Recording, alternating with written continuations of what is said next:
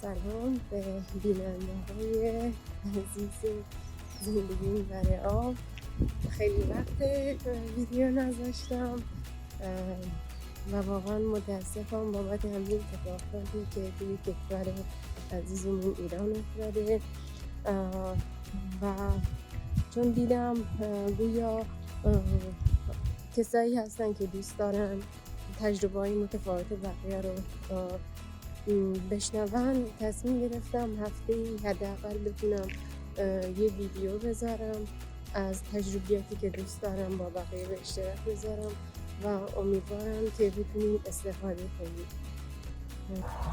خب الان بعد از ظهر اومدم پیاده روی، ساعت 3 بعد از ظهر، چون بیشتر وقتم جلوی کامپیوتره دیگه خیلی خسته میشم، باید بیام بیرون و هر وقت میام بیرون کلی خدا رو شاکرم. با آسمون رو میبینی، درختان خوشگل رو میبینی و اینجا توی همسایه‌مونه که همونطور که میبینی خیلی خلوته.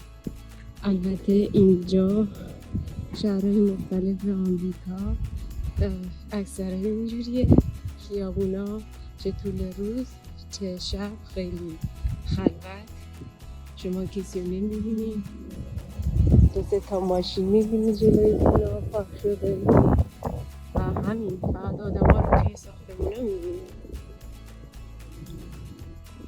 اینم مأمور اداره پست و ببینیم کی اومد، ویمو ماشین خودکار دیگه. سلام عمو ویمو، من بهش میگم عمو خوبی؟ دیگه همه چی داره اینجوری میشه، نیروی کار آدم ها گرفته میشه. اینجا مجتمع خیلی متفاوتی هست، بعضی مثل اینجا اینجوری پارکینگشون اون قسمته و خونه ها اینجوری هم که 2 یا 3 طبقه. حالا بریم جورای دیگر هم نگاه کنیم. خب حدس بزنیم اینجا کجاست؟ اینجا کلیساست. اینجا این کلیسا مخصوص لاتیناست، بعد بیشتر مکزیکیا و مردم آمریکای جنوبی میان اینجا. چند تا کلیسای دیگه می نزدیک هست. شهر قبلی که بودیم اروان شمپین بود که 63 تا کلیسا. بعد اینم این درختای خیلی بلند خوشگل داره. اینجا این مسئله بازیتی رو آوردن بیرون، آشغالی بودن بیرونم. این خونه ها که حالت 3 طبقه داره بهشون میگن تاون هاوس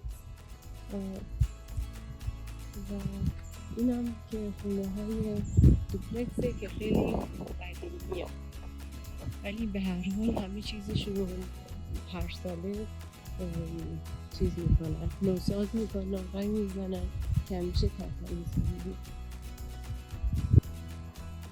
این ماشینم که داره میاد ماشین برش میگردن شرکت یونانه و که شما خودتون اساس کشی کنید یکی از اینا رو کرایه میکنید، بعد وسایلتون رو میذارید پیش دیگه میبره خونه جدیدتون و پول اساس کشی نمیکنید. خیلی جالبه، خیابونای خیلی وحشتناک وسیع. بعد همیشه فکر میکنم این آدمایی که اینجا رانندگی میکنن خب اگه بیان تو کوچه، پس کوچه های خیلی باریک تهران یا ترافیک های خیلی زیاد، عمرم که بتونن رانندگی کنن، چون هم اینجا با همین جاده های خیلی وسیع همیشه کلی تصادف میبینی و آدمایی میبینی که اصلا یه رانندگی میکنن شما میگین واقعا که